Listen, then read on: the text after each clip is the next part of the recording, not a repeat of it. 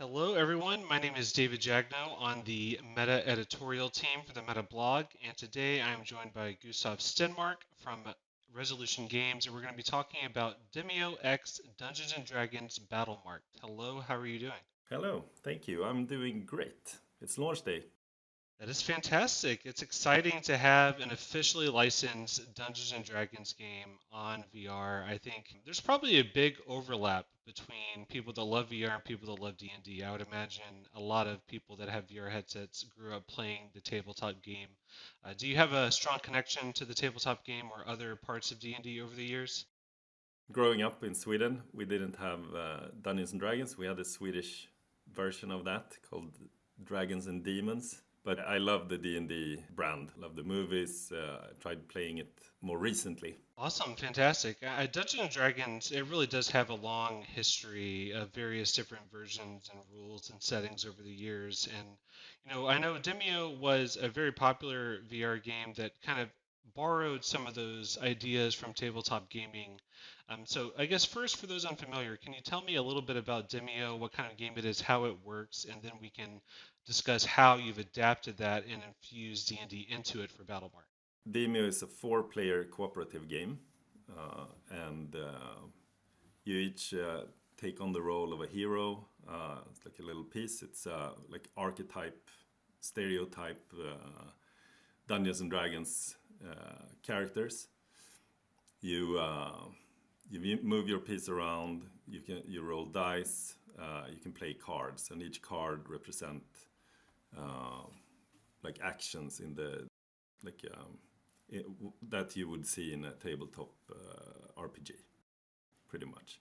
So a lot of the spells already in Demeo was there in Dungeons and Dragons as well, right? So we have poured through the rule books for Dungeons and Dragons and just used that as a source of inspiration and adapted them to the Demeo way of playing, you could say.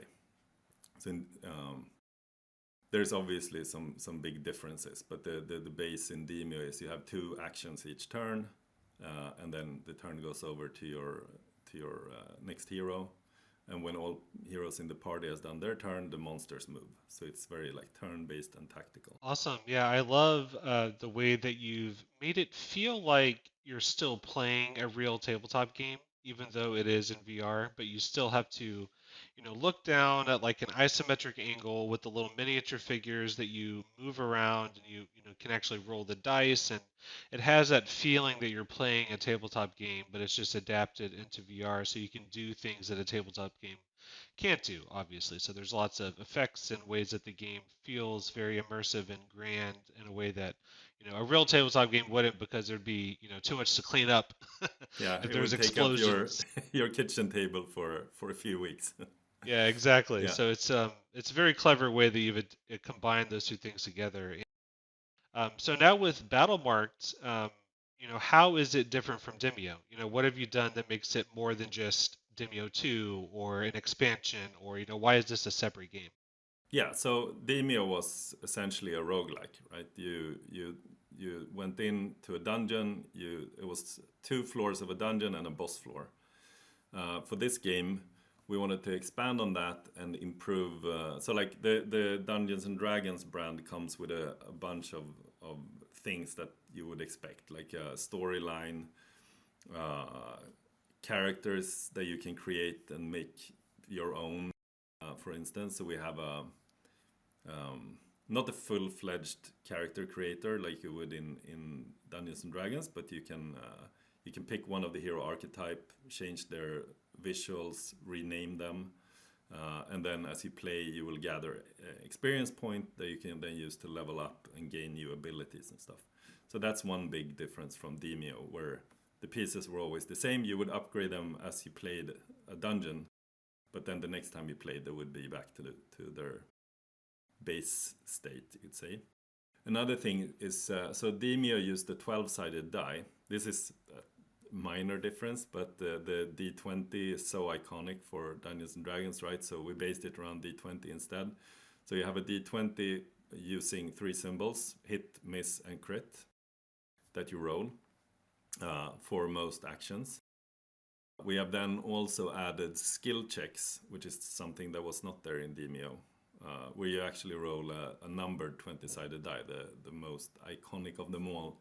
And then each roll, there's like a value you need to roll to succeed. And that's actually affected by your level in that skill. Awesome. Yeah, I think skill checks are, such an iconic part of Dungeons and Dragons, and I think it'll make for some really great, moments where you're playing cooperatively with people, and there's that excitement of, I need to roll an 18 or higher to, whatever to do this action, and there's that sort of, anticipation of, rolling the die, waiting for it to stop, and so I think that's such a core part of the experience. So the fact that you've recreated that here is really great.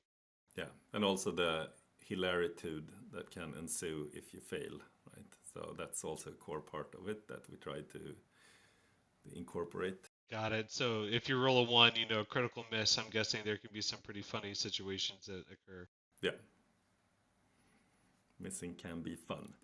Yeah. So you mentioned that the Battlemarked is, not a roguelike anymore. So that's a big difference. And the way that it works now is you have actual, campaigns that you go on, adventures, you level up the characters. Is there still replayability? Because I know a roguelike, the nice thing is you can play it over and over, and it's always going to be a little different. So is there still an element of that in Battlemark? Yes. So we're launching with 2 campaigns, and along each campaign there will be shorter scenarios that are very much like story driven, or like they drive the story forward. They're always the same, and they have almost no replayability.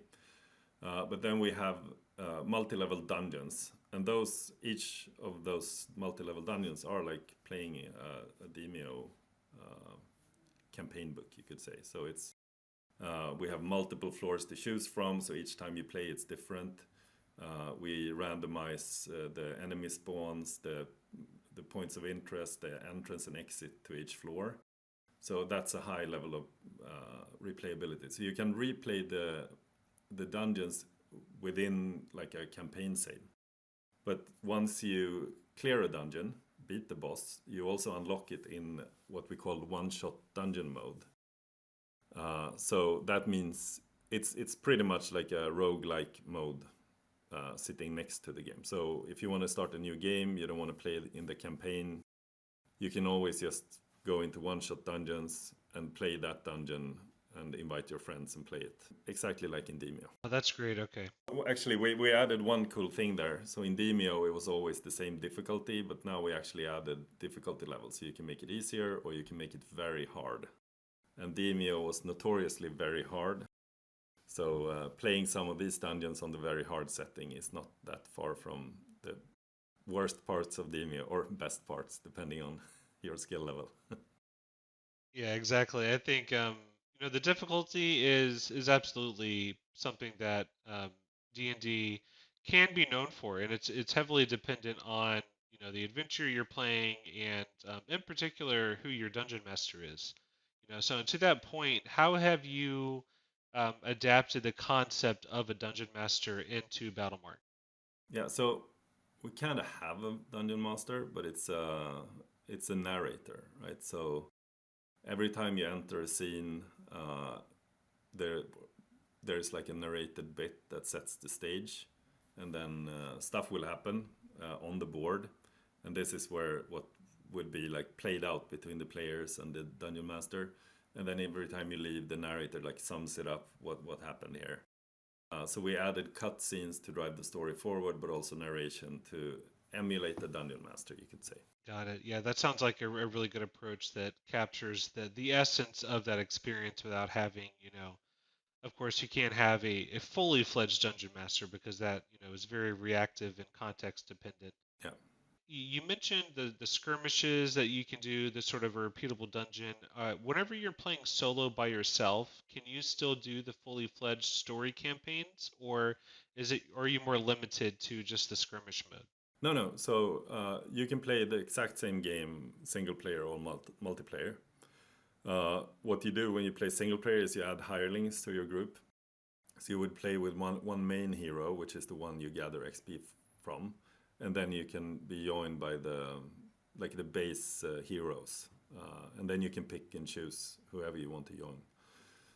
If you're playing like just you and a friend, you can each play one, like control one extra hero each, for instance. Even if you play three, one of you can control an extra hero. So that's actually a difference from Demeo. So in Demeo, we actually rebalance the games as players joined and left. But for this game is balanced for 4 heroes at all times. We recommend people playing solo to add hirelings to their group. Otherwise, it's going to be punishingly hard. And since you do have archetypes that you build characters from, and it's a four character party, does that mean you could have a party of all the same class, or do you need to choose various different classes? And also, how many classes are there? I guess we didn't cover that exactly. Yeah, so we're launching with 6 different heroes. And you can absolutely play 4 of the same hero in a group, but they're quite specialized, right? So you have ranged units, you have tanky units, you have spellcasters. So it's probably best to have a good mix because they do complement each other quite well. I can see if you really want to cheese the game mechanics, you can go with like all sorcerers or all rogues just hiding in the shadows. But I think that's fun.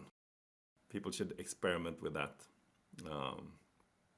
We did have discussions early on, like in pre-production, if this time around we should enforce unique heroes and then like build a game around that. But we felt it would be too limiting.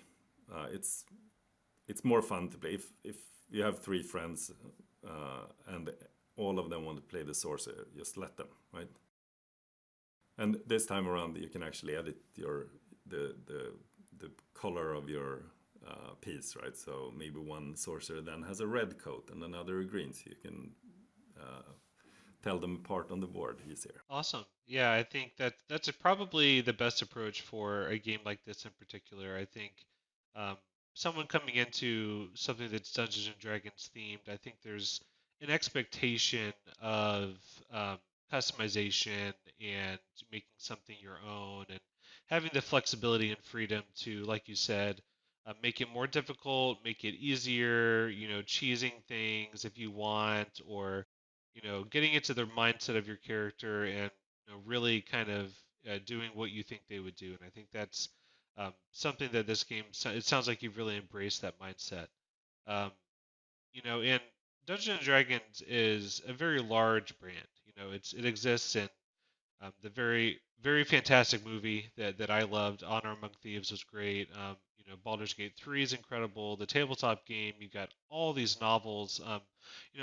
What brought you to the Forgotten Realms as the setting you've selected for this? Yeah, I think that's the tried and true setting, right? So I know the aficionados all like different other parts, but I think the Forgotten Realms is a great fantasy setting. That was really not even something we questioned. We wanted to be in that corner of the world, close from the Sword Coast. We might look at other locations for the future. Yeah, it was the right choice for this game. But like you say, it's like 50 years, like a game IP that's 50 years old and very, very rich. It's a huge material to approach, right, for making a game.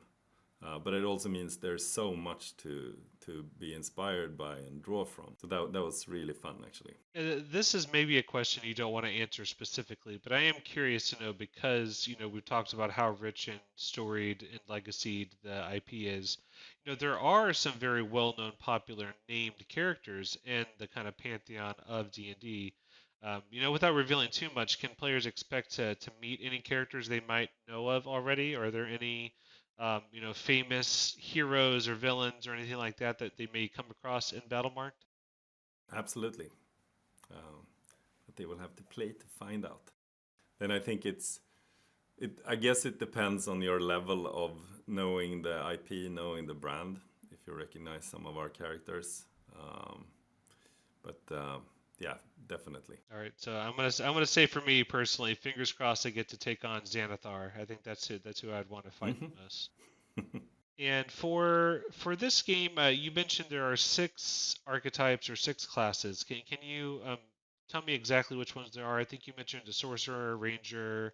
I'm guessing some type of warrior. So which ones exactly did you land on? Yeah, so we have an elf bard at launch. There's a halfling sorcerer. There's a dragonborn paladin, a human ranger, a dwarf fighter, and then which one is the sixth? I keep forgetting one. It's always the same. That's the exciting part. Then people have to wait and find out what Yeah, the sixth one is. yeah, it's only six. I need to remember. Was that five or six? Oh, that's insane. Yeah. So we did a bit of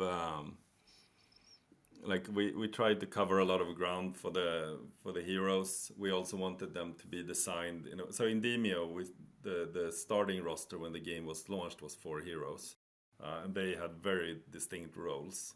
So we tried to have similar roles. So we have the fighter dwarf, for instance. He's a very tanky fighter, like lots of armor, lots of damage. The paladin is also a bit of a support. Like he's got armor. He's good standing in front of everything, fighting. He can take a lot of damage, but he can also heal the player group, for instance. So we tried to cover like a lot of ground there, and to make sure that there was some fun decisions to be made already when setting up the game, what you should play and what role in the party should be. Awesome, that's fantastic. For me personally, I always play paladins. I don't know what Mm. it is.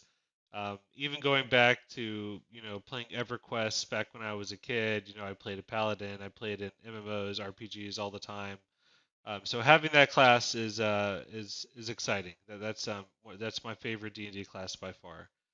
So I'm excited to check that out. And I appreciate that you've sort of, I guess you could say, race locked each of the classes because I would imagine from a game design development perspective, had you allowed players to choose their race and class separately, that could have introduced a lot of complexity in terms of how the classes are played, and I think it's probably a good idea to avoid the situation where a player doesn't understand how those two combine together in D&D. And for example, hobbits are great, but they probably don't make the best fighters and paladins. So if someone wanted to play a hobbit paladin, that would probably be a little difficult, and it might make the game more frustrating. Is that kind of the reason why you did that? Yeah, exactly. I mean, it was that and also production concerns, right? Or I'm sorry, I Uh, said hobbit. I meant halfling. I Halfling, don't want yeah, to confuse the streams there. halfling. Tiefling rogue is the sixth one. Oh, excellent. That's a Yeah, great, yeah. sorry. Just there's always one. It's not always the same. I forget, but yeah. No, but yes. So production concerns as well, right? So from a game design perspective, because what we actually do is we have abilities that you can unlock, and those are both class and to some extent species related for each hero. So that would have been hard to pull off if those were something you combined, but also uh, having to create I think if we would have done a full-fledged character creator, which I mean I would have loved to do that, but I think we would still be working on the character creator now, and the game would be nowhere near finished. We wouldn't even have started on the game yet because it's such a tremendous job to do that. And almost however you do that, I think players are still going to find some combination of class and species that they want to play, and that's not there. So I think pulling it back, going back to like Demeo roots of like at least having those archetypes um, made us be able to like really design these heroes with both in mind and really turn it into something really cool. Yeah, I think finding that point of balance, that allows for enough customization that a player feels like they can express themselves and not be too limited, visually, but then in terms of game balance, gameplay, I think it is important to have at least some level of ceiling and some ground rules to work within. I think that makes probably for a better game overall. So I think that's the right approach. For creative processes, limitations can be very helpful, right? And I think these limitations has helped the game design group to a large extent, like what we can and can't do for the different heroes. So it sped up the process and made us possible to like squeeze out really cool gameplay for all of them, like really chiseled out and well working gameplay. Yeah, I think that's like I said, I think that's the right approach. And speaking of limitations, is it working within the confines of someone else's IP? Is that something that you felt empowered by that allowed you to, more fully draw on the history of the brand, or, what were I guess, the limitations that you were introduced to whenever making Battlemarked versus Demeo? Was it something that was more of a challenge, or was it more liberating? No, I think like that was never really an issue. We have a great working relationship with Wizards of the Coast. They've been enthusiastic about most of our ideas. Obviously, they have their like IP guidelines that they want us to follow. But we were never at a point where we couldn't just agree on something that worked for everyone, right? So that was never. It was rather an inspiration and something that made us be able to like work faster and come up with cool ideas. And it's like you're leafing through the rule book, you find a cool spell, start thinking about how it could be translated into our rule set, our way of playing. And we had the approach that if we used like a canonical spell, for instance, we would do what we can to make it work the same. I think there's a few cases where that wasn't really possible. Like the magic system in D&D works quite differently, right? So, but I think we nailed it for the most part. I think if you're an experienced D&D player, there might be a few spells or abilities that you might anticipate working slightly differently from what they do, but not for the most part, I think. Yeah, so I think an example of that I can think of, I think I know the answer to this question, but in official D&D, there are some spells that require um, things like concentration. Like your spellcaster has to be focused on the spell continuously, can't be interrupted. I'm assuming things like that are not in Battlemarked because that would kind of change a lot of the way the game flows and works.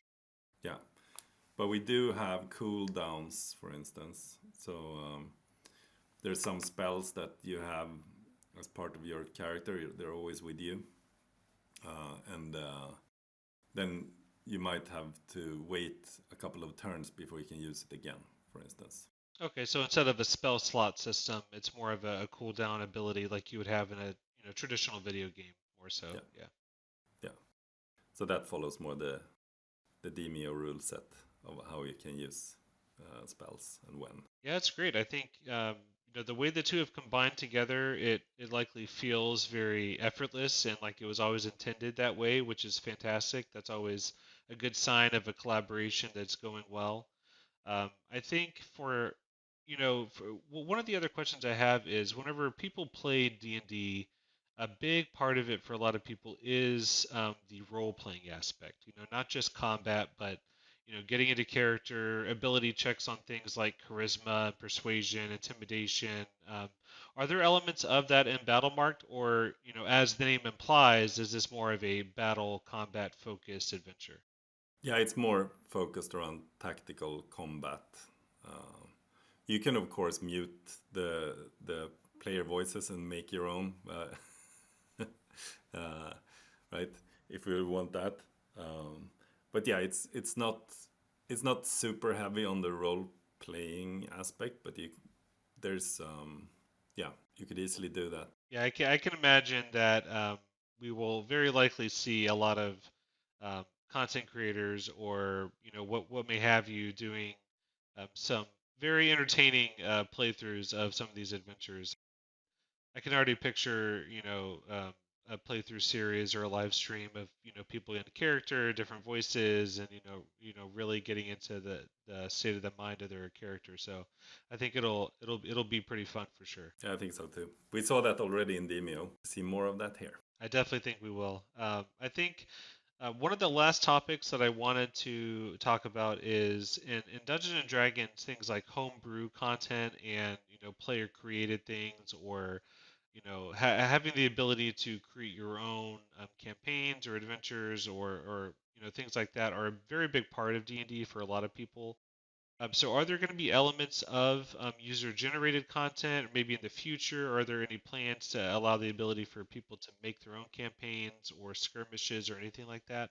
So we saw, like for Demeo, we saw modding. Um, so I hope that aspect at least takes off. That would be really cool to see what players comes up with. I think it's a similar situation to having a hero creator, like building a proper tool to build levels and script campaigns. That we have those tools in house, but those are expert systems based off of Unity. Making something like player facing would be a tremendous lift. A lot of work. Yeah, I think that makes a lot of sense. I could definitely understand the reasoning behind that for sure. I think where there's a will, there's a modder, and someone will figure out how to do the things that they want to do, and um, that kind of creativity is a big part of these kind of games. So I think that definitely Absolutely. makes a lot of sense. Yeah, I mean, I would love to see, like, again, like having that type of tool for the players would be amazing. It's just, it's more a matter of resources and time. Great. Well, thank you very much, Gustav, for your time. I loved learning more about Battlemarked.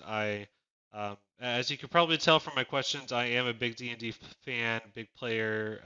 I've DM'd tons of campaigns over the years, and I'm excited to dig into this one and to see how you guys have adapted that world for an officially licensed VR game, which is so crazy to think about. There's an officially licensed VR D&D game, so that's just so cool. So thank you very much for your time. And are there any other final comments or things you want to let players know about?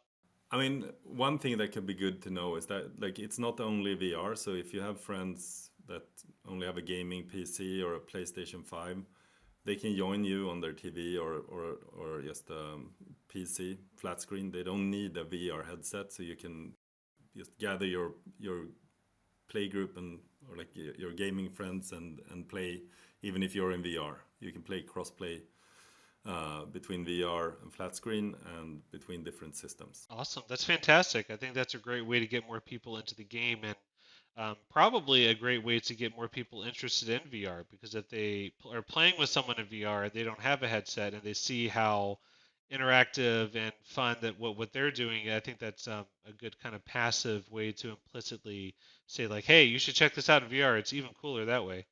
VR is so immersive, right? Uh, Sitting in the room around the table, that's amazing. So it's my preferred way to play, but I also appreciate being able to join if I don't have my headset with me to the office that day. I can still join the team play tests, and that would be the same here, right? That reminds me actually that this is a good question. Is it Steam Deck verified? Not verified yet. Uh, we It absolutely runs on Steam Deck. Uh, it works. The thing that remains to get verified is we need to go through all places where there are text in the game, make sure it's readable on the smaller screen. So we will get that green check mark. We did it for Demeo. It's Steam Deck verified. So it's definitely coming.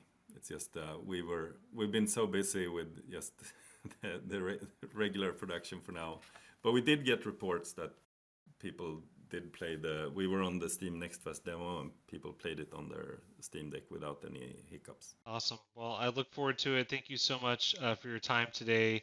Hopefully, people enjoy learning more about Battlemark. So, thank you very much for your time, Gustav. Thank you so much.